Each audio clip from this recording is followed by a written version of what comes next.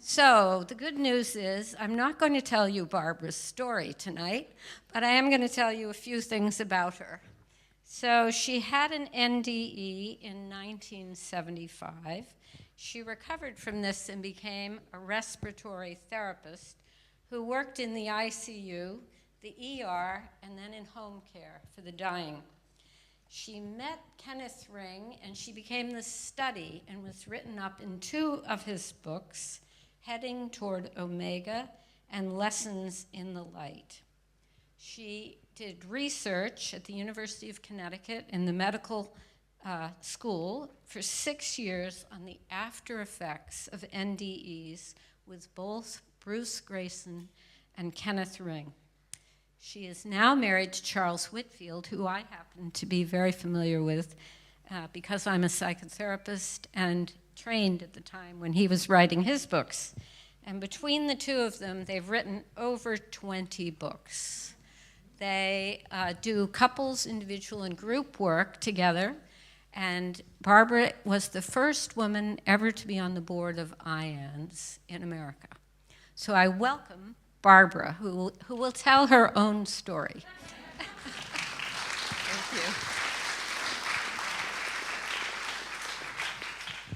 Thank you.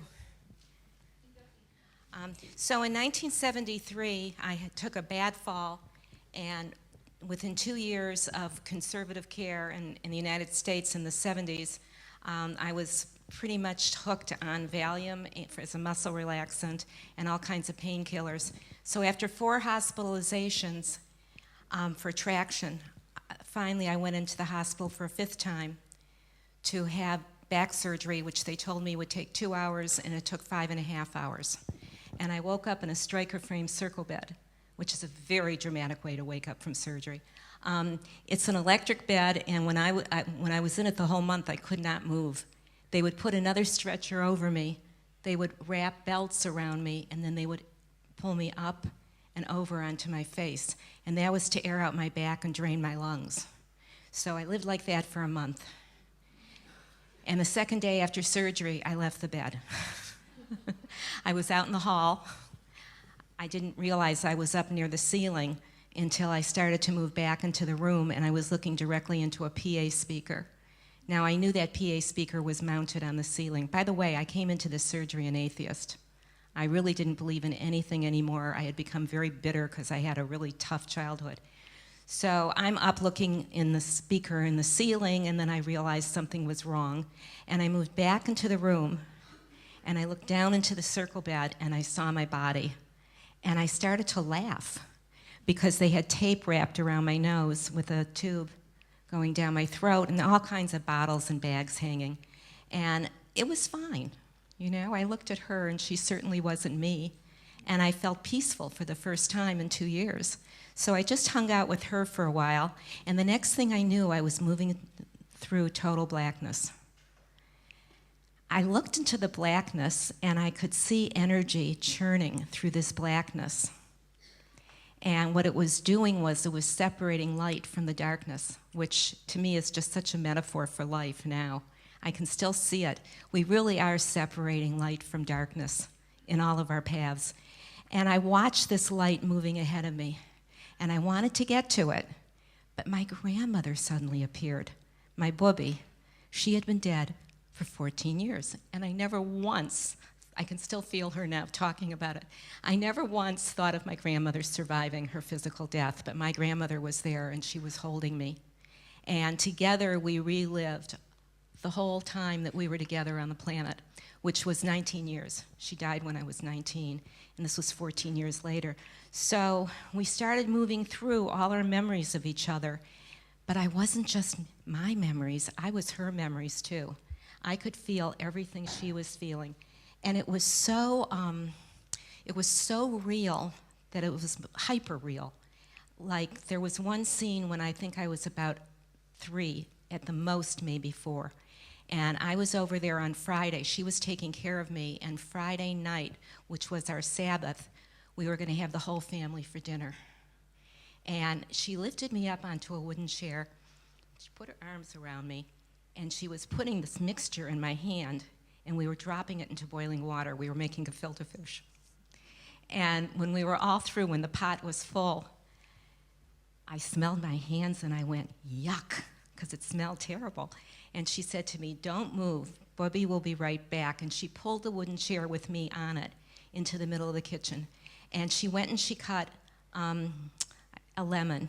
And she came back and she wiped my hands with her wet apron, and then she rubbed the lemon in my hands.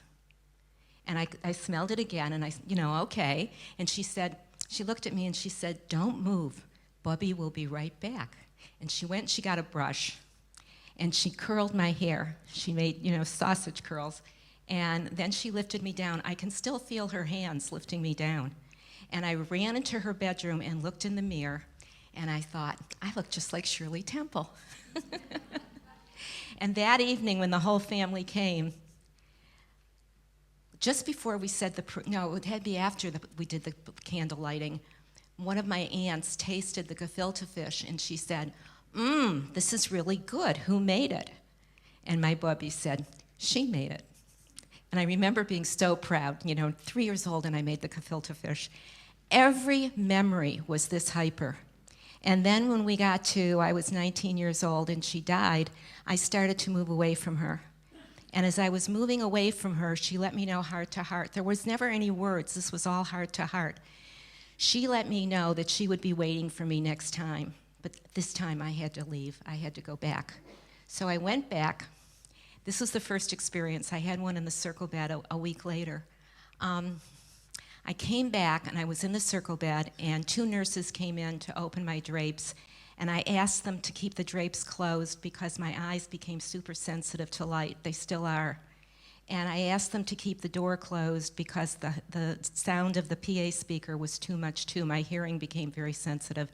Oh, and I told them I had left the bed, which was impossible, and they told me I had hallucinated. So then I told my doctor I had left the bed, and he told me I had hallucinated, and then they upped my drugs. So I learned very, very quickly not to talk about it. It happened again a week later. This time I was not critically ill. I was off the critical list. But what had happened was they had rotated me forward onto my face, and that mattress is very thin, and the one they put over you is even thinner. It's just a sheet of canvas. And I only weighed 85 pounds at the time. I had lost 35 pounds over this 2 years. So I was very thin. I was very uncomfortable.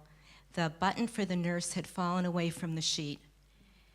So I started calling, and then I started screaming, and nobody came, and I became hysterical. And as I became hysterical, this time I was awake. I saw my body move away from me. And we talk about this in the research, the trauma transcendence interface. When you have a real shocking trauma, sometimes the person leaves their body, and I certainly did. And as I left my body, I looked out into the blackness again, and I saw myself at about a year old, face down in my crib crying. And I looked down, and I saw myself in the circle bed, face down, crying. So back and forth about 3 times. And then I thought, well, I don't want to be her anymore. And as I thought that, it was like I let go of this lifetime. And as I let go of this lifetime and I started to move towards the baby in the bubble crying, I felt this amazing energy wrap itself around me and move into me. This energy, it took me years. I mean, when I saw the movie Star Wars and they were talking about the Force, I could use the word Force, but I had never, ever, since the age of about 9 or 10, talked about God. Now I know that was God, or some being very, very close to God that was very, very intelligent, and we re-experienced my life. It was as though that baby in the crib was in a bubble, and then there was a massive cloud of bubbles, and as we moved together towards the cloud, I re-experienced all 32 years. There was a linear sequence, and at the same time I had this feeling that we were bobbing in and out of bubbles. And this being that was holding me let me see, like my grandmother had, let me see through its eyes and let me feel through its heart how it was seeing my life.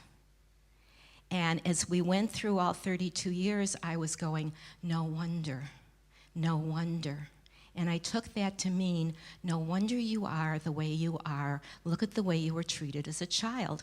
My mother was addicted to heavy drugs and psychotic most of the time, and my father just tried to stay away as much as he could. And my brother was being abused as much as I was, and that was just as painful. And I'm going, no wonder, no wonder. And as my lifetime moved up to the age that I was then, I saw myself on as many drugs as my mother, and I saw myself almost to the point where I was going to be treating my kids the way my mother had treated me because I was on so many drugs.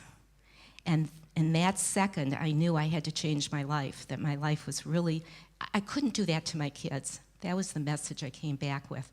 I came back saying, I want my kids to have a planet to have their kids on. That was my first sense when I came back.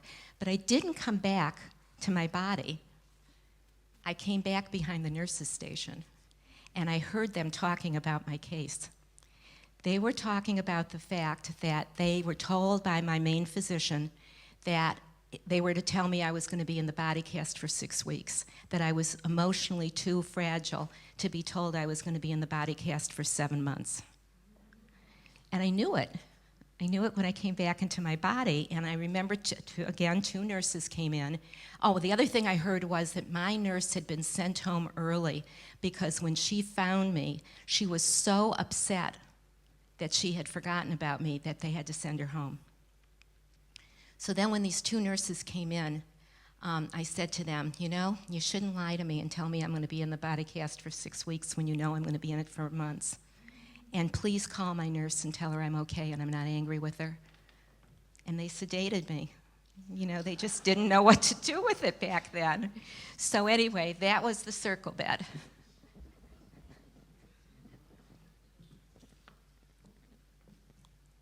So here I am. This is really years later, but this was taken at the University of Connecticut Hospital when I was working there by a professional photographer for some big glitzy magazine. And it's 3 exposures on a fisheye lens, so you can sort of get the idea of what it looked like when I came out of my body.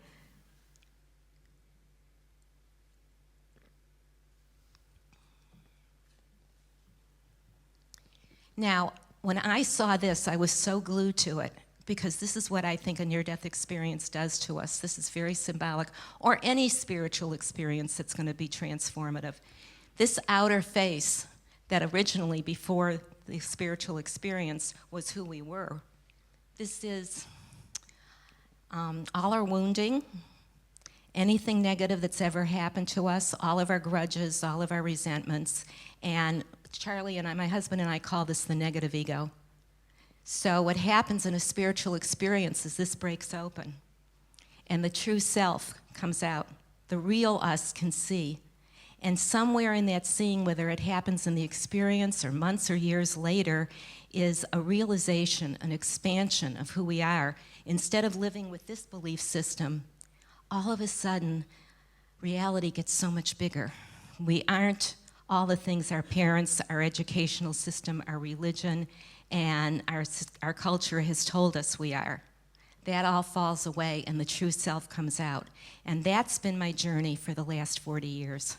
Is to have me be my real self, not what the world told me I am.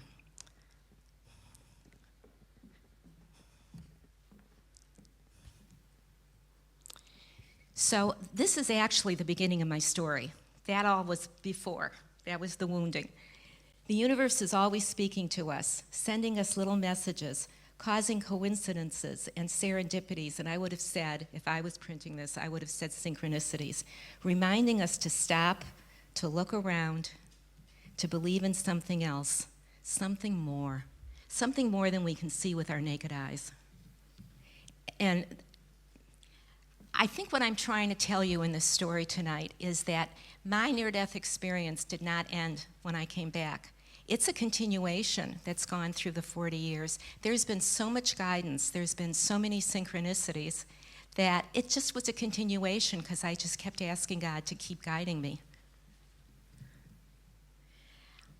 Shortly after I started writing as a respiratory therapist, I called my topic the emotional needs of critical care patients. And back in the late 70s, that was outrageous to talk about emotional needs. But I did, and I got published in journals, and I was asked to speak at nursing conferences, and I was doing home care for the dying. And I read about Ken Ring in an old Omni magazine.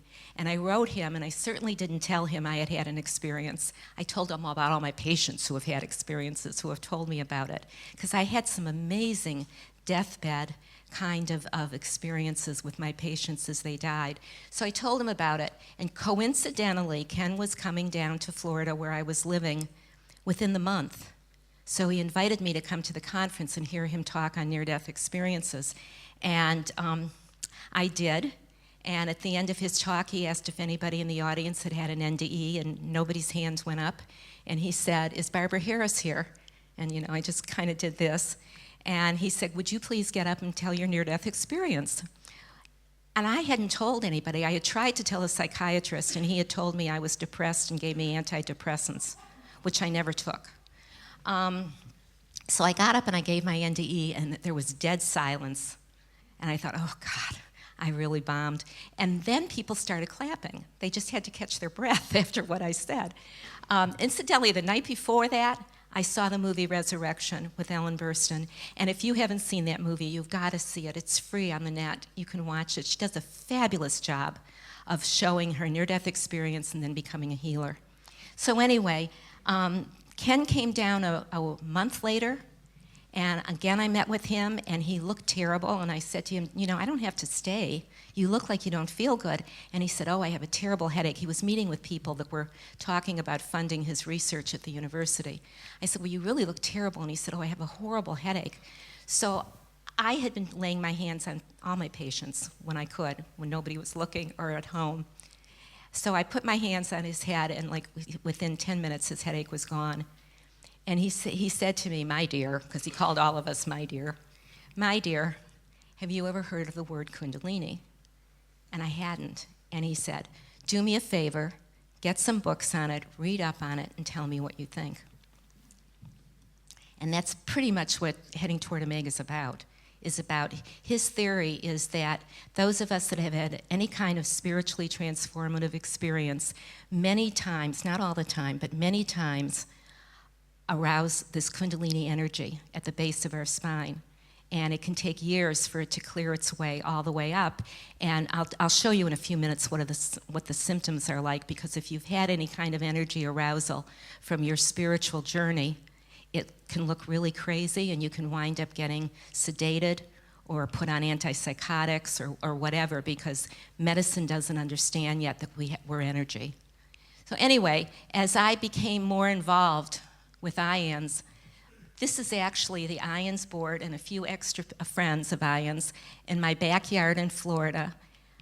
What happened was this was a board meeting, and then we were going to have a conference on clinical approaches to the near-death experience. And this was something that Bruce Greyson and I had cooked up, because I really couldn't believe that the psychiatrist didn't know what a near-death experience was. And Bruce and I decided it was time to tell the medical community, especially psychology, about these experiences. But at the same time, we had to give them some kind of structure on clinical approaches. So when we didn't get any funding, we were being so stubborn about it that we decided to have it at my house.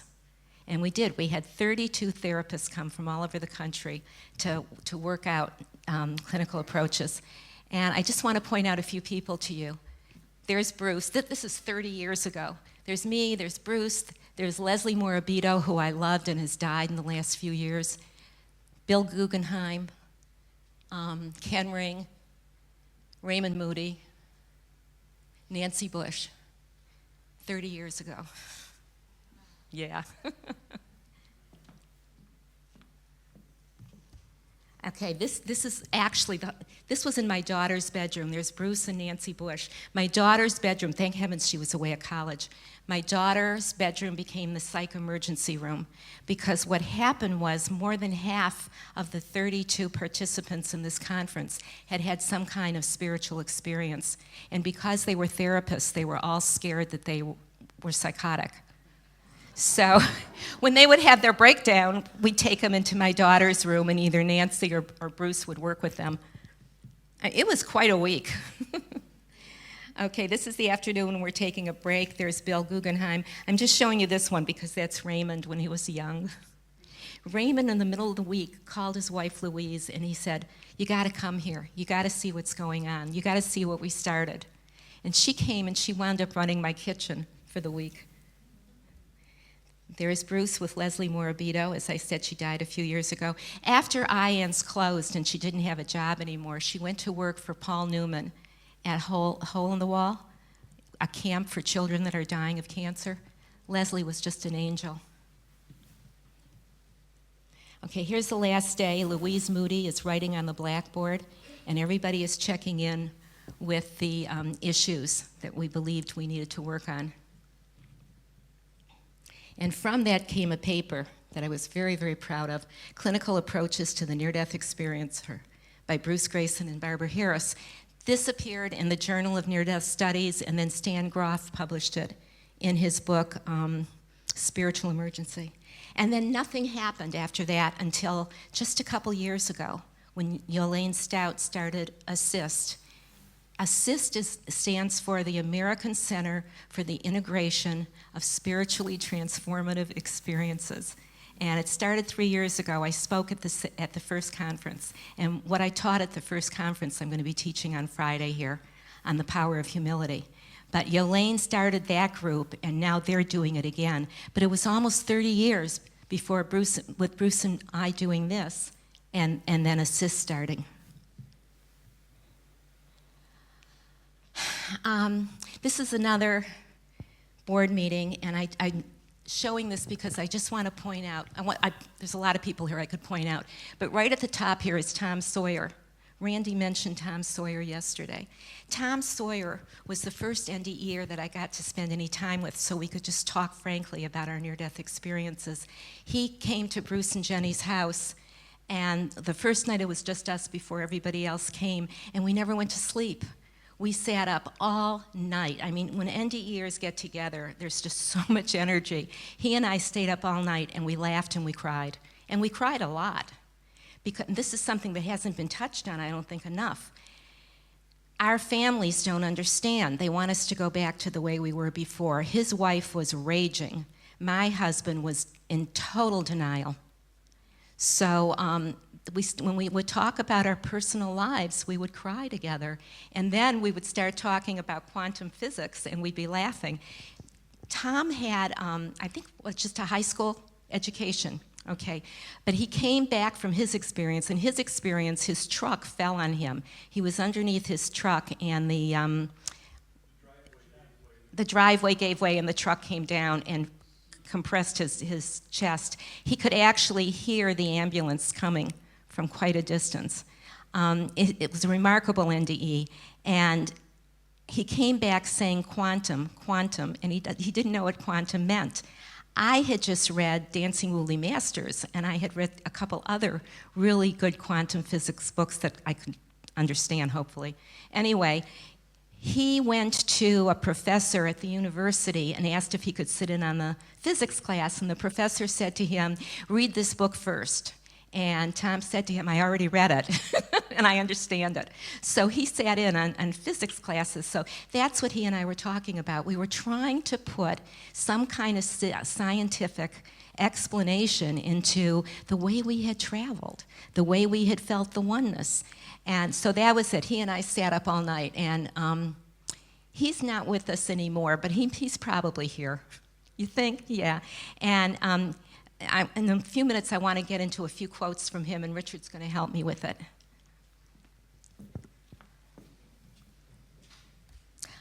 This was when my marriage ended. Can you tell? Yeah, this was after 23 years and 3 kids, and what my first husband said to a couple people in the IANDS workshop at our house. He told them in confidentiality, and of course they were going to tell me. He said, "I don't believe she had a near-death experience. I believe she believes she had a near-death experience, but she didn't." And I mean, I tried for 9 years after my experience, and then I just realized I couldn't work with it anymore. So that was the end of that.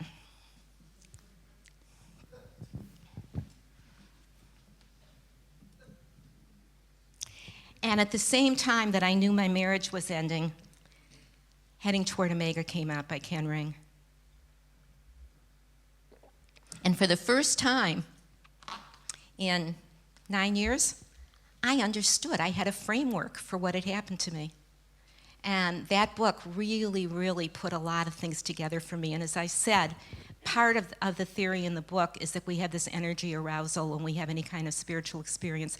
And, you know, I've talked to enough audiences over the years that it doesn't have to be a spiritual experience. It can just be that you want to be more spiritual, that you're working on your spirituality, that you're working on your growth, that there is an energy arousal that some people feel in their hands and they want to put their hands on sick people, or other things are happening. Let's see. I wound up moving to Connecticut. This was another big synchronicity. Bruce was working at the University of Michigan. Ken was at the University of Connecticut. I was going to move up to Connecticut as a respiratory therapist and work on getting money for IANDS, because at that point I was the treasurer. Coincidentally, Bruce was offered a position at the University of Connecticut Medical School, including a salary for a research assistant. So instead of becoming an RT up in Connecticut, I was able to become a full-time researcher looking at the after effects of a near-death experience.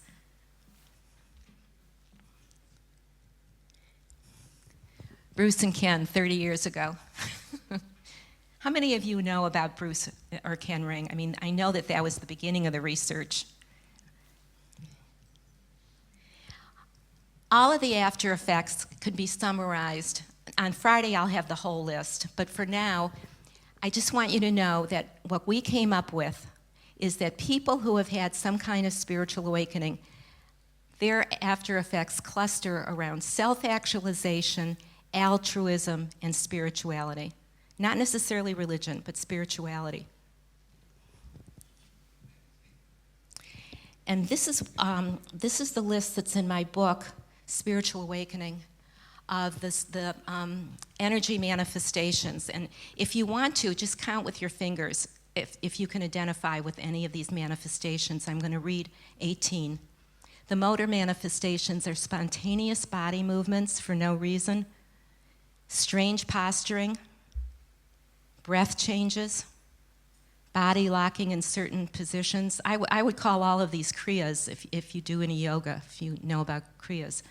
Sensory manifestations, spontaneous tingling or vibrations, orgasmic sensations, progression of physical sensations up the legs, back, and over the head, extreme heat or cold in isolated areas of the body, pain that comes and goes abruptly, internal lights or colors that light up the body or are seen internally, internal voices and internal whistling, hissing, or roaring noises.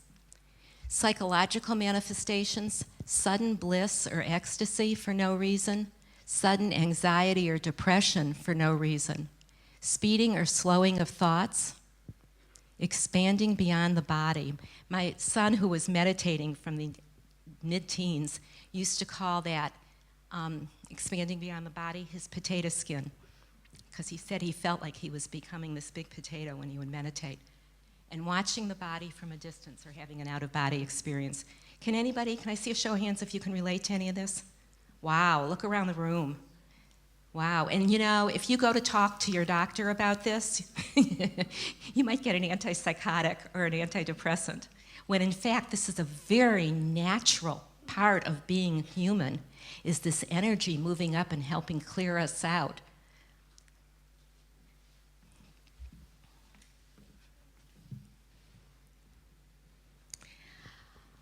How do I explain this? This is my girlfriend Sharon. We're both IANDS groupies. We have a support group at the university in the psych classroom. Once a month, we get between 20 and 30 near-death experiencers. And there were some really tearful groups because everybody talks about their family not understanding and them either needing to crawl back into who they were before or a divorce. So I moved in above Sharon in a 100-year-old flat because the funding ran out. I got my pink slip at the university. They don't lay you off, they give you a pink slip. I was pink slipped at the university, and I had to move out of my 3-story townhouse and into this 800-square-foot flat, and with both my boys, 18 and 22. And Sharon lived below me with her 13-year-old son, who my 2 boys adopted. And we were a family. We were a family for years.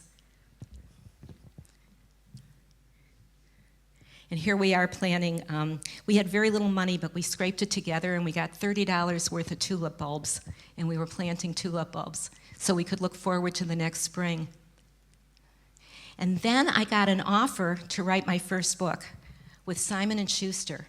And how that happened was, I had been on all the TV talk shows, Oprah, Donahue, I mean, you name it, I was interviewed on those shows. So Woman's World magazine interviewed me and put my story in the magazine, and I walked into the psych, where all the secretaries are, the secretarial pool, and one of the secretaries said to me, you know, my boyfriend is the editor of Woman's World magazine, and he says you have a really good story, that you should write a book.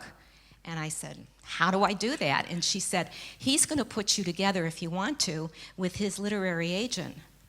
I said, okay, because now I had been pink slipped, I wasn't working.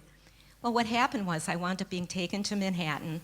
I saw 6 major publishers in one day, and Simon & Schuster took the book. And that was my first book.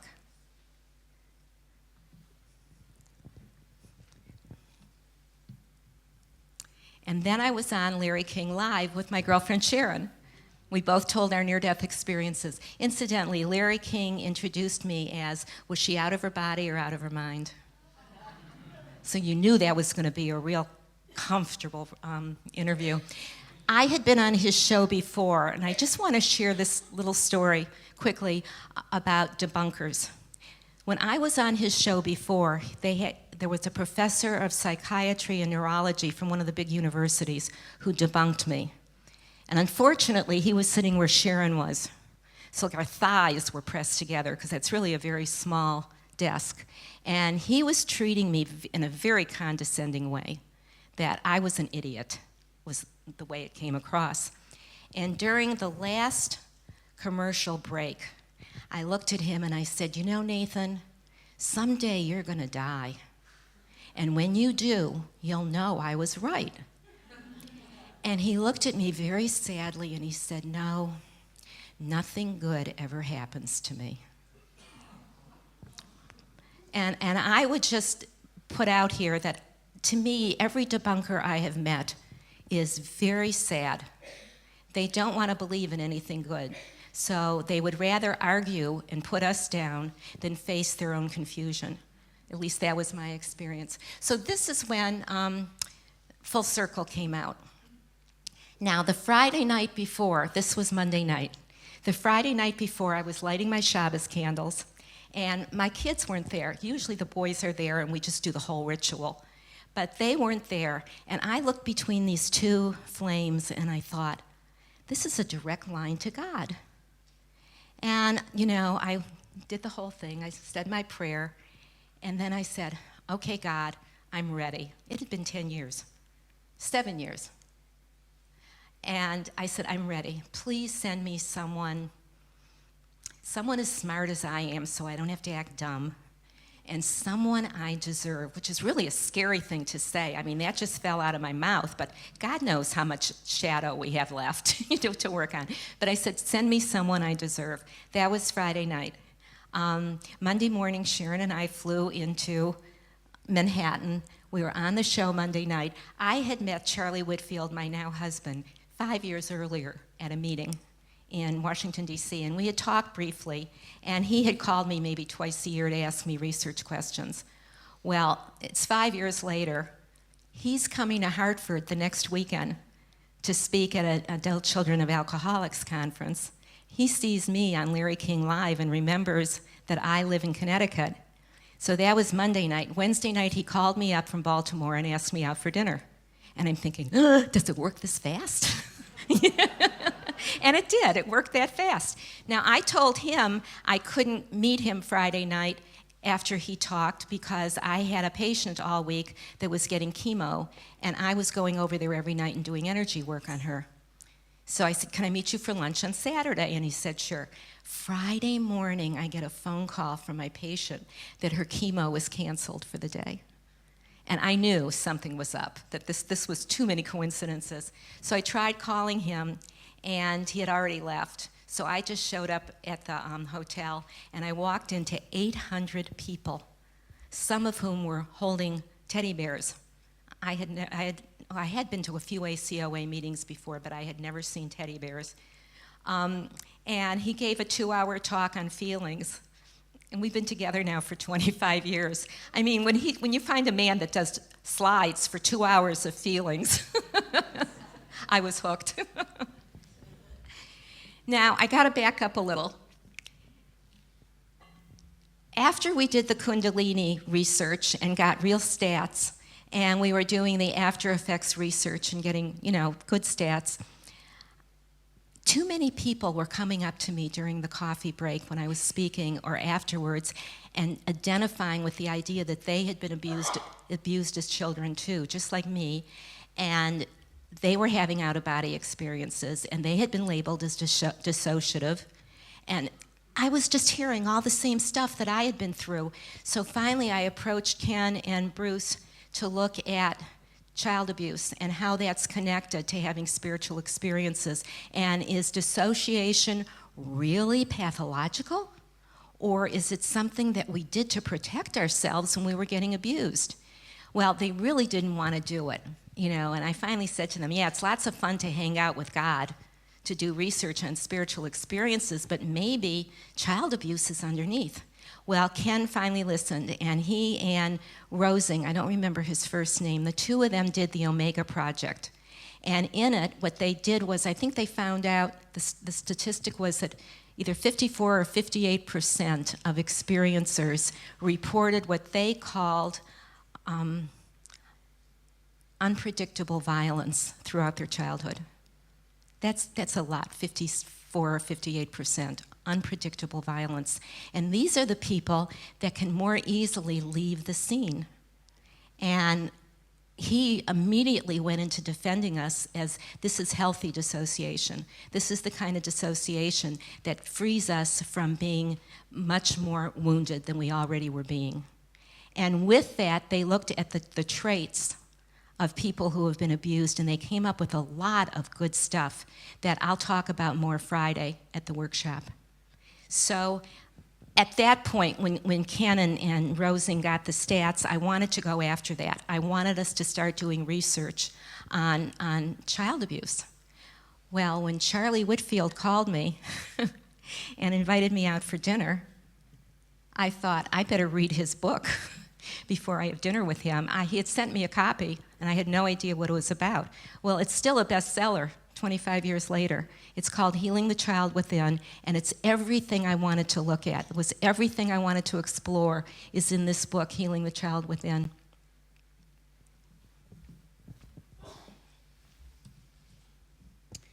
And 3 years later, we got married.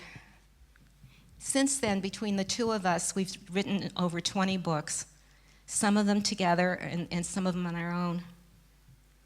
The one I'm going to be talking about Friday is The Power of Humility. I just want to say a few things about this book because I learned so much from us writing this book.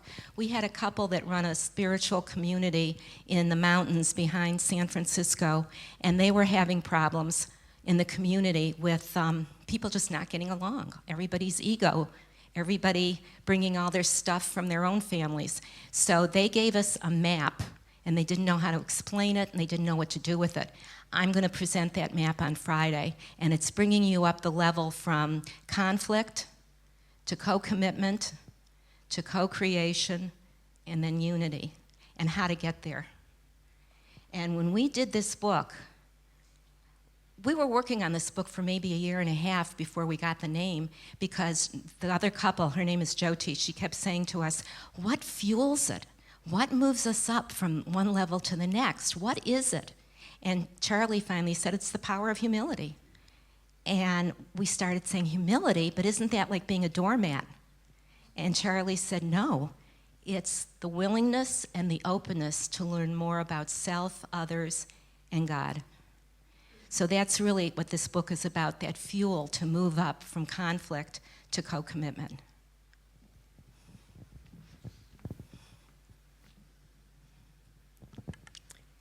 Now this map, I think we had said in the brochure that it was a map of integration, but when I started thinking about it, when we are on the path to grow spiritually, and I know everybody in this room is on the path to grow spiritually, what are we going to gain? Where are we going to go? What's the outcome?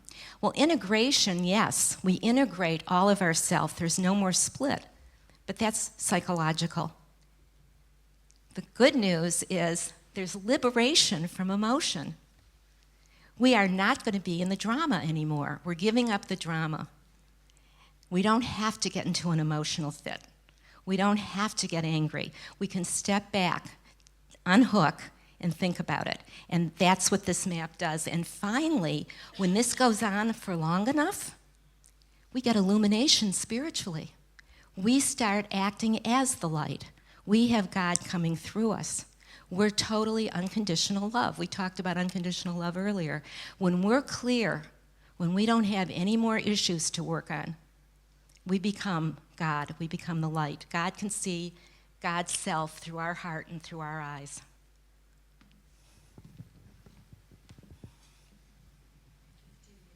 Oh, this was 3 years ago at the First Assist Conference. This is Yolene Stout, who was president of IANDS and moved on to create her own group because she felt they weren't doing enough on clinical approaches. She now has a program where therapists become certified to work with near-death experiencers or any kind of spiritual awakening. That's Ken Ring, now retired. And it was so good to see him. He's living in Marin County. I hadn't seen him for years.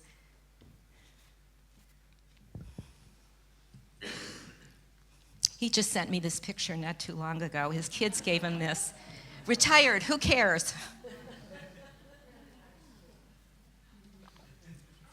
Thank you. Remember the girl whose flat I lived above? This is us 2 years ago. We got together and we wrote a book. And it's really the cliff notes on how to disconnect from the drama. And it's very short. It's only, I think it's less than 100 pages. But she became a yogini, and from my work in near-death research and working in recovery with Charlie, we put together this book on how to disconnect from both the Eastern model and the Western model, and we called it AFGIs. This is a guide to self-awareness and change. And if you're wondering what AFGI means, another effing growth experience. See, as soon as you can start laughing at it, you can step back and unhook. And it says underneath here that AFGIs is pronounced AF as in after and GE as in glee, but get the L out of there.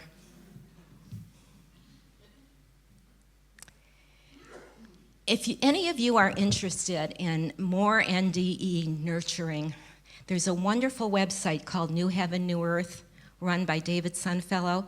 I'm on it every day. I mean, all the NDEers, all the people that are interested in NDEs, all the people that have had different kinds of spiritual experiences, and people that are just interested. We have different threads going, and it's so funny. I wrote this on one of the threads and didn't even know when I wrote it, and David used it for one of his videos. So I'd like to read it to you now because to me this is a summary of my story, what I just told you. My NDE left me with the knowledge that my life was a sham. My relationships pretend. I've spent 40 years since then being open and willing to learn more about myself, others, and the God of my understanding. And it has all been worth it. Now, here in this reality, I am living in truth, humility, trust, and occasionally bliss. I have realized that I can't love others when I don't love myself, which to me means that everything starts with my inner life. What is going on in me is projected out into the world. My world is a reflection of my inner life. I can't fix the world, but I can keep working on myself. For those of you that did go to doctors with these different after effects that sound pretty crazy. If you were put on psych drugs, Charlie just came out with this book not too long ago, Not Crazy, You May Not Be Mentally Ill. And he's telling the truth in this book about what these drugs do to us, how bad they are for us, how Big Pharma has bought out medical schools, journals. I mean, Big Pharma is making billions on their drugs that really don't work well. So that's what this book is about. And if you are on any kind of drug, even if we're talking about a statin or anything else, do not stop suddenly. You need guidance to taper. This book is about that, but this book should not replace going to see a doctor that will help you taper.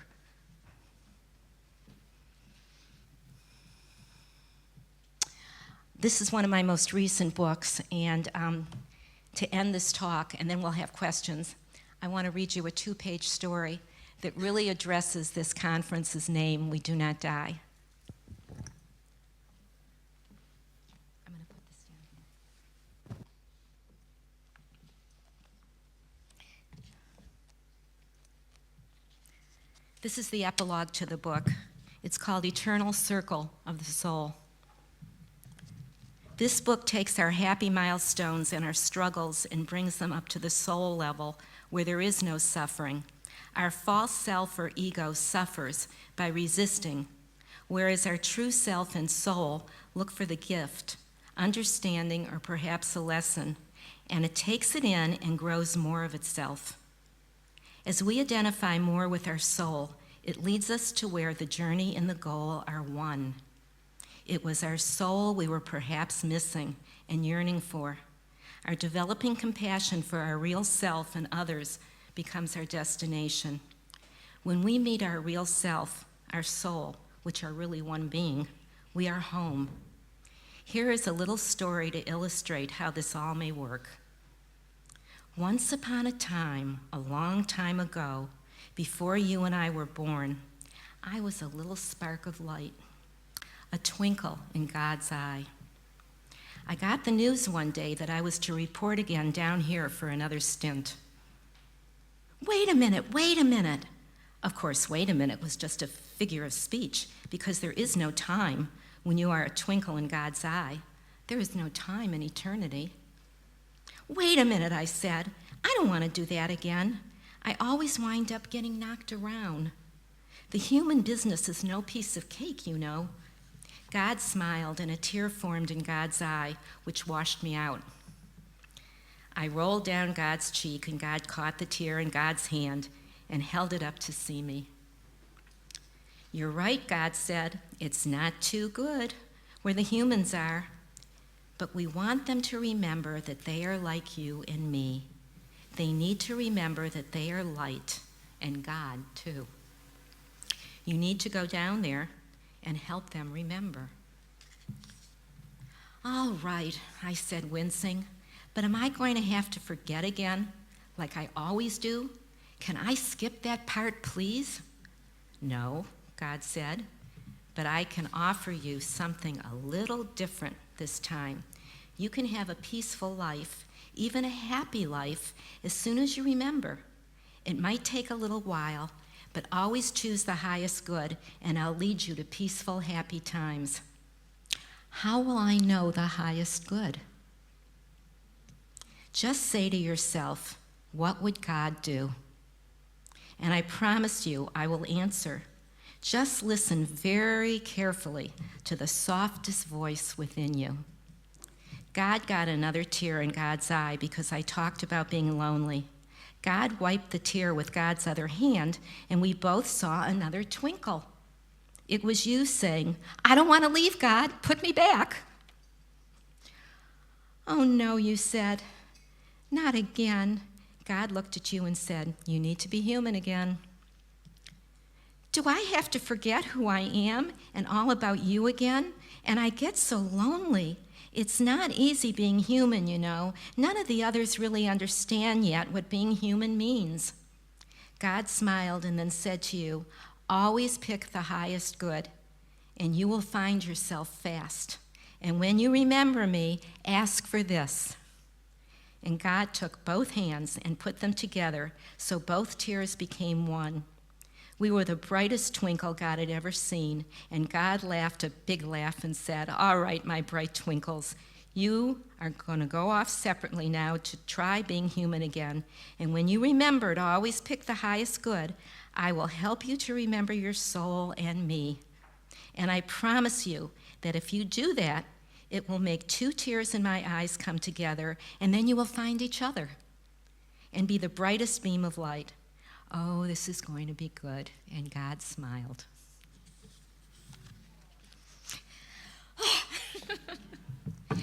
Questions? Thank you.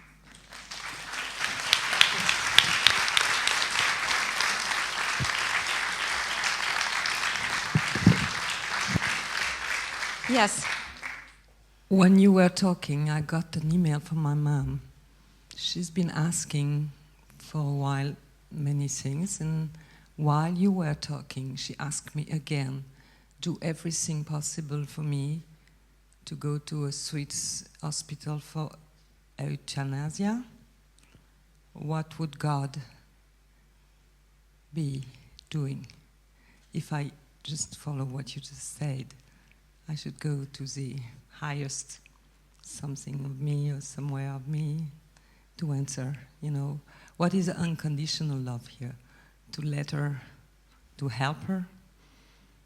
What would be your answer? What would God do? I don't have an answer for you, but I can tell you an experience that I had doing this. I was participating in the death of a person who was 31 years old, who was paralyzed in an ICU, who could barely chew now, who was, on a ventilator with brain tumor and would never come back. And he hired an attorney who went and fought all the way through the Connecticut courts until he got permission. And we unplugged him. I was part of that. And just before we unplugged him, they gave him a shot of a respiratory suppressant and something to knock him out, which I was totally against, because everyone I've helped die awake.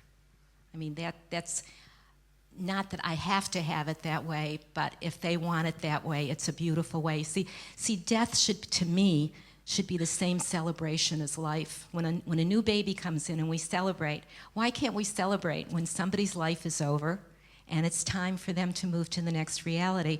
So I didn't take it hard.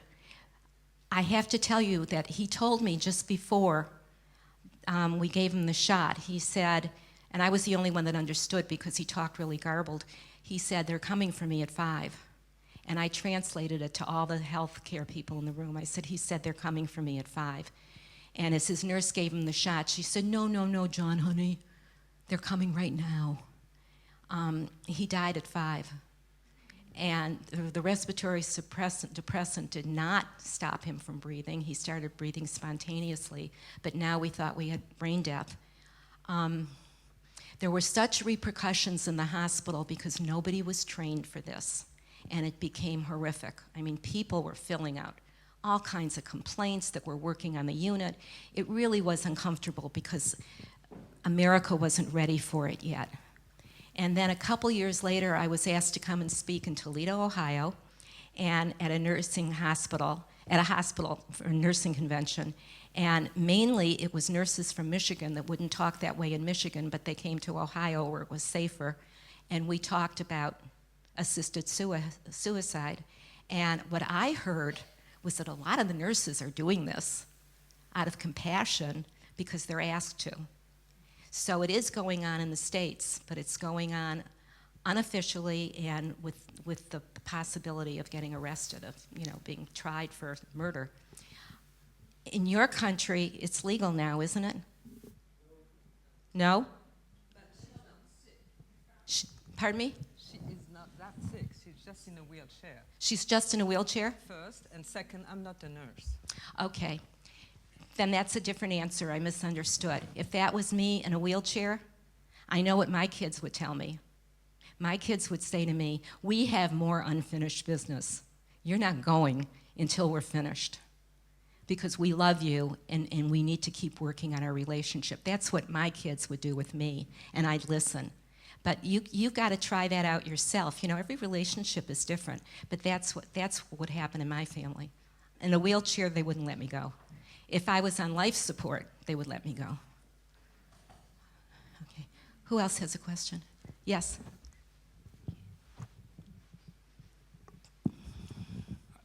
I've got a client who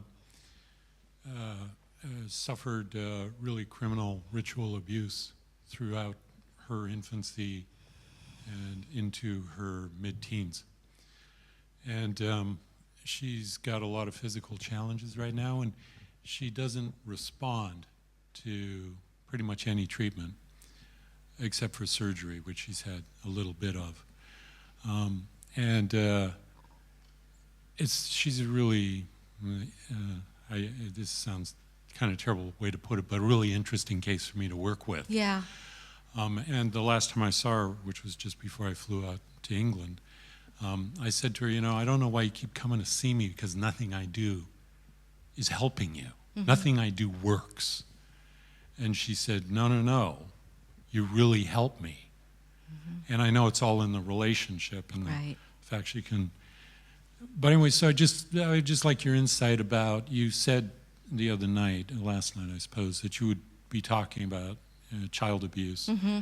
And this is a really severe case. This is as bad as it gets. Let me pull up a few pictures, and then we're going to be quoting Tom Sawyer on this, okay?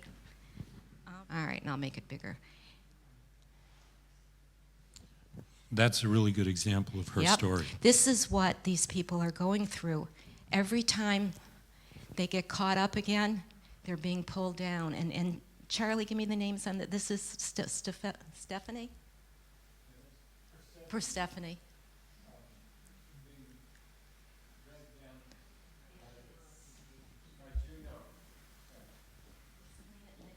Yeah, this is an oil painting I did a couple of years ago.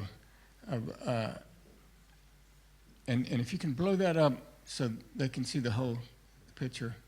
And this is from Greek mythology. And this is Persephone being pulled down by Juno, the god of the underworld. And Persephone is our rational mind, is our real self. And Juno, the god of the underworld, basically this is the false self on all of our unfinished business, all our trauma. Anytime we don't work on our trauma effects, then Juno will keep pulling us down until we finally start to work, and then we can start to heal. And what Barbara's showing now is the whole process of recovery and growth through this whole process. We're just, on the hero's journey, what we're doing is we're working one cycle at a time through our trauma effects. So we show them that painting, and they can really identify with it, because that's what life feels like. They get pulled down into the muck every time. And obviously the spirals is every lesson they have to go through. Every lesson I had to go through. Every lesson anybody who wants to heal has to go through. And I was talking with my friend Richard about what kind of an answer can we give for sexual abuse and ritual abuse. And he gave me a great quote from Tom Sawyer, who I talked about in the beginning. And I asked Richard if he would give it to us now. This is Tom Sawyer talking through Richard. One of the things that we work at here is trying to get a view of spirituality from our human position. And we listen to different people with different ideas and prophets, and we can get pieces and bits, and we try to assemble them the best we can to understand what the other side is. One of the things that was so readily available from Tom was a perspective from spirituality looking back at humanity, which is a very different viewpoint to observe things with. And two things come to mind when listening to this case that Tom would talk about. Excuse me, I'm a little bit emotional about it. One is the possibility of the karma from a past life having an extreme cleansing in this life, and the other is the desire, now not a thought desire, but a deep, deep desire to experience that kind of pain, and that would come from an attachment to what would be the dark forces, the dark hands pulling down. Within that attachment at the soul level of wanting to experience and find out what that is. And lots of people, from what I understand from Tom, lots of us have something like that that we're working through, that we come here for that kind of cleansing. It can be, and they're actually quite connected. It's the karma from having those desires so the desires get fulfilled, and the horrificness of it is a cleansing of the karma part. That's the best I've got to offer for you. Yeah, and while you were saying that, I was thinking about for myself. Now, I guess at this point I can say I'm fortunate because I didn't have sexual abuse or ritual abuse, but I had a lot of physical abuse. And with the physical abuse, there was a lot of psychosis in the house. So I grew up in a crazy family and got physically abused a lot. And my brother did too. And at this point, I think that I've lost the emotional charge for myself, but when I still think about my brother, I could hear it in the next room. I'm still emotional about it. And the way I was able to resolve all of this, because I really feel like I'm washed and ironed, is 40 years later from seeing my life review. And I forgot to mention that in my life review, I understood my mother's childhood. That came in too. And she had been not so much abused, but very, very poor. And her father was an epileptic, and she was the one that took care of him during the seizures, and that was very violent. So she only knew violence. She would never let me touch her. She didn't like to be touched. But the only way I got touched was I got hit. So in my NDE, it was like Ken called it an instant healing. And I said, no, it was not an instant healing. It was an instant understanding of what had happened. But it took me a lot of years to get in touch with all my anger. And underneath all my anger, all my fear. Healing from child abuse is like peeling an onion. You just keep going and going and going. That's what the spiral is about. So I think that people who have the heart to listen to ritual abuse survivors, any kind of survivor of child abuse, are wonderful people. We have huge, huge open hearts, a lot of compassion, and my only hope for all of you that are doing that kind of work is that you have a lot of compassion for yourself so you don't get burned out. There is burnout when we're working with people. This is PTSD. This is post-traumatic stress disorder. And post-traumatic stress disorder is not a mental disorder. It is a physical disorder. Our autonomic nervous system is firing all the time, and we can't stop it. So I would just suggest to those of you, and I understand there are a lot of therapists in the audience, that you take care of yourself, because this is hard stuff, and it's beautiful that we're doing it. Okay, another question. Yes, that's great, thank you. I have a book called Victim to Survivor to Thriver. And it's the story of a girl that I knew very, very well who had ritual sexual abuse as a child. And we got to be friends. This was not a patient, this was a friend. And she was so thrilled to know Charlie because she had read all his books. And we were just best friends for 3 years. And it was just, she had a near-death experience. I took her with me to Canada one time. We did a TV show together in Toronto. And she told her near-death experience. Anyway, she went through the ritual abuse. This is her story. And at the end of the story, unfortunately, she died right in front of us of a tubular pregnancy. And she had said that everywhere her father had touched her was damaged. And he had obviously raped her. So she died of a tubular pregnancy. And at her funeral, we showed that tape of her on the TV show in Toronto saying she's not afraid to die. That would be a good book for this person to read. Another question? I have a question, and that is, well, maybe I should give a little background. I'm Norwegian. My name is Astrid, or Astrid. And I have this sense that I did not want this life. And it still don't make any sense that the infinite unconditional love can let this world go on as it is. Why this world? When is it enough with the suffering? When is it enough? When can it? Why can't we, they, source, whatever, find a better way of doing it?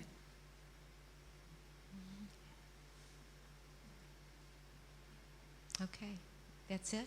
Yes. Yeah, I ask myself that question all the time, especially at 3 in the morning. Do any of you wake up between 2 and 4 in the morning and you can't go back to sleep? Look at this. This is the spiritual hotline. And this hits me. Exactly what you just said.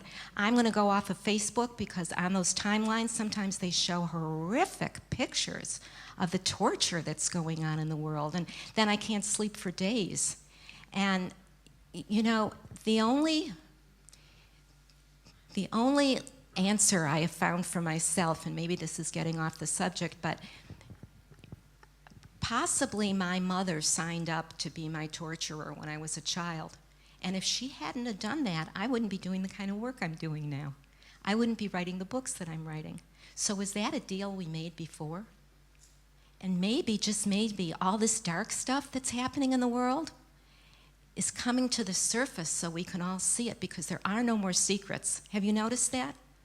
Anybody's secret is being uncovered, from the politicians to everybody. Everybody's being exposed. I mean, in our country right now, we are still reeling from Bill Cosby being a sexual abuser. Do you know what I'm talking about? Do you all know about that? I mean, all of this darkness is coming to the surface, and very sensitive people like us, it just tears us apart. It's so painful. And speaking about that, I bet you everybody in this room is empathic, or you wouldn't be here. We're all deeply sensitive people. Here's the warning, guys. You ready? Sociopaths look for us, right? Because they know they can get in because we're so sensitive. So what we need are real healthy boundaries. In fact, Charlie wrote a book called Boundaries. And I've learned a lot about my boundaries, and I've learned how to put them up.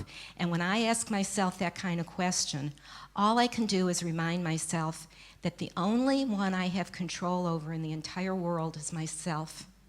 I can heal myself. I can control my own inner life. I can decide what's good for me and what's not. But I can't do anything about ISIS or Bill Cosby or what's going on in Iran. That's nothing I can control. The only thing I have control over is me, and I'm going to try as hard as I can for the rest of this life to have a good time, because I've worked really hard. Thank you. That was a great question. Thank you. Anybody else? We got about 15 more minutes if anybody else has a question.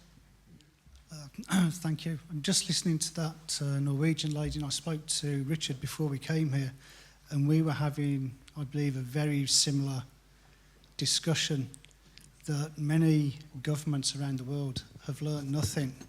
Their people are trying to improve how they relate to other nations, other religions, and the governments seem to have learnt nothing through all the trials and tribulations of many nations that have happened. And I can pick up on that, what that lady was saying there, and it's down to us, people who have gone through these experiences, to just take that on board and then come back with a better answer for them, that life is too short to hold grudges, life is too short to be negative. And I was having a conversation with a local teacher in her school. She's a head teacher, and she was saying when she has her meetings with her staff, everything's very positive, and then somebody will make one negative comment, and it takes absolutely for ages to get that positivity back. And that's what we're facing. And you're correct, all this information is coming to the surface because we have the internet. Before, it was all hidden, and the mainstream media is not helping. They have agendas, but what we see is what we hear and what we feel and how we relate to people. And within this audience, it's just warmth and empathy, and I can totally understand where that lady's coming from. Thank you. Because this is more like a comment. Is that okay? Sure. And it's very practical. And I like you, I'm extremely heartened to be here. It's fantastic. And the media is suppressing so much. And I love Charlie's book, Not Crazy. In our profession in Oriental medicine, we see a lot of people who have been put on medication wrongly. And yet, there is so much incredible research where it may not be enough just to do counseling or, hypnosis or something if people need drugs or take fish oils. And I don't know if you know, but there's incredible research coming out of China with Chinese herbs that are just as good, better than SSRIs. And no side effects. No side effects. And that can help titrate people into normalcy. And so it's not either or. I mean, we've got so much resources, all of us, between us, at our fingertips, that it's incredibly exciting, but we have to keep sharing it. And this is what you guys are doing, and this is what this conference is about. Yeah. So that's why I'm so grateful. Thank you. I want to thank you, both of you. This is fantastic. Well, thank everyone. you for bringing it up, because you just gave me a segue into my new book, okay, which is about an herb too, but it's called marijuana or cannabis, and it's totally legal in Israel. And I'm talking in the book for helping people that are wasting away from cancer or AIDS, using this as a way to eat, as a way to get nourished. But I'm also talking about it without the high, without the THC, and something called CBDs. Do any of you know about CBDs? See a show of hands? Okay, good. What helped me get through my own post-traumatic stress disorder was CBDs. There's practically no THC. If you have a drug test, it will not show up. But what this does is, and this is a doctor from Israel discovered this, there is something throughout our body called the endocannabinoid system, and more so in the brain and the spinal column. And this system is like a lock, and the cannabinoids are the key that opens the lock. And when it opens the lock, what is secreted is what they named anandamide, the joy hormone. And for so many people with PTSD who had been through years and years of psychotherapy, and I'm one of them, we all said there's still something missing. Our bodies are still reacting. The CBDs calm them down. It's the first time in my life I can say I don't feel like I have PTSD anymore. This is legal in all 50 states. You can order it on Amazon.com, or there's another company. Do you think they'd mail over here? Okay, it's called Regal Labs, and they're on the internet. And the other thing that it's really good for is people that are withdrawing from opiates. It really helps them with the withdrawal.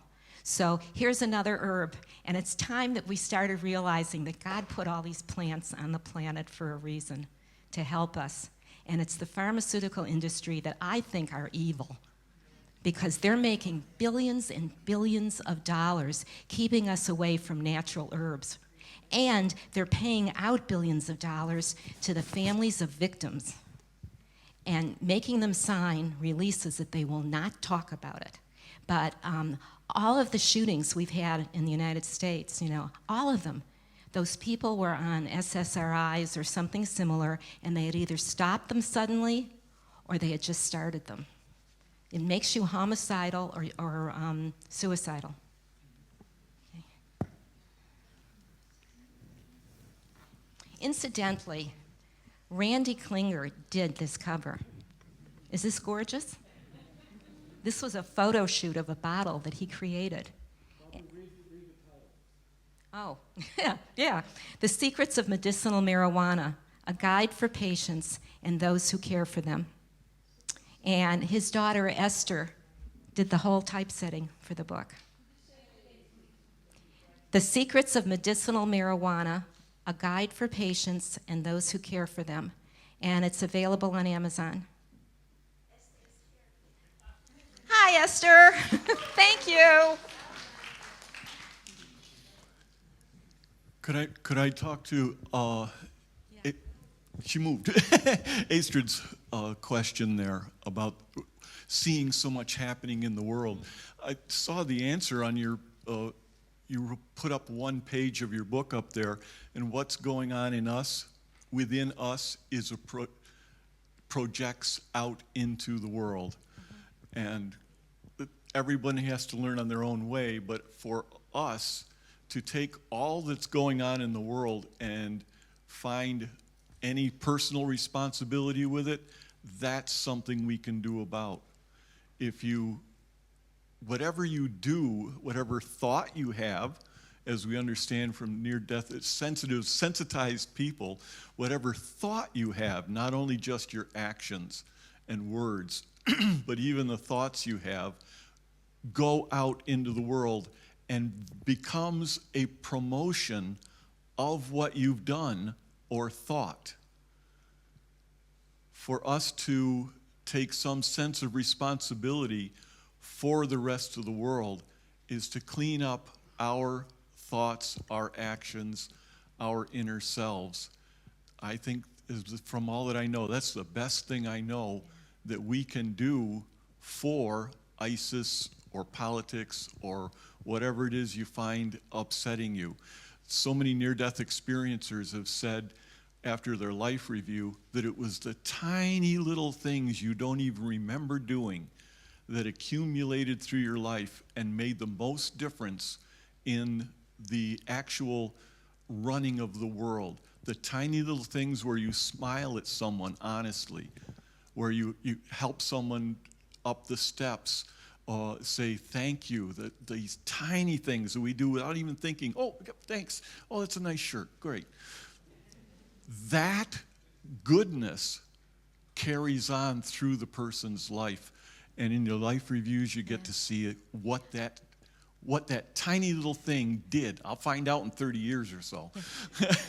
Speaking of that, my life is like a life review now. That's the way I'm seeing it. And I know when I'm in another bubble. So I can really appreciate that scene. And whoever's in the scene with me, on some level, they get the bubble. They know it. And what you were saying, Richard, also made me think of Charlie and I got the greatest gift in the world 7 years ago. Our son and daughter-in-law moved 2 miles from us and had a baby. So we have a grandchild 2 miles away. And I said, she was home for 6 weeks, and then she had to go back to work. And I said, okay, I'm going to take care of your baby for 6 months until she gets, bigger and stronger, and then she can go into daycare. But I was thinking about the fact that kids get sick. They just pass so much stuff around in daycare. So anyway, we took this gorgeous little 6-week-old, innocent, beautiful baby. And at 6 months, I said, if anybody tries to take this baby from us, I'm going to kill him. And she's just turning 7 now, and she just requested after school. She only comes to us on the bus 1 day a week now. The other 4 days, she's socializing after school. They have the after-school daycare. So I finally have some free days. But we had a ball because this little child was a clean slate. And we've read to her so much. We've done so much with her and watched her become this blossoming child. And that's another thing. Getting older has its perks. When we become grandparents, we have such an opportunity to help shape the next generation. And our kids need our help too, because with the way the finances are in this world, usually both parents have to work. So grandchildren are another way to fulfill our need to help with the world. Okay, we've got 5 more minutes. Any more questions? Yes, ma'am. Hi, Barbara. Hi. I'm Donna. It's not so much a question, I just felt an impulse to share.